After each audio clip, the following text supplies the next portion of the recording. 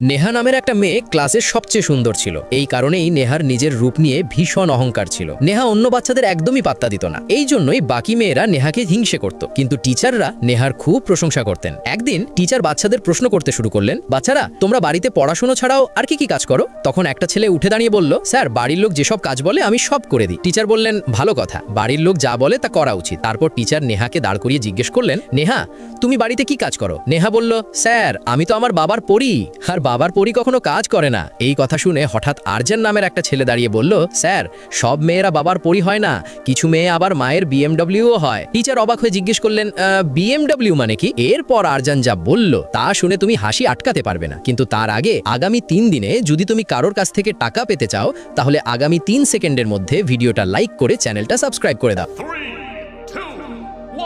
আরজান বলল, sir BMW মানে বাড়ির ম্যানেজমেন্ট ওয়ার্কার।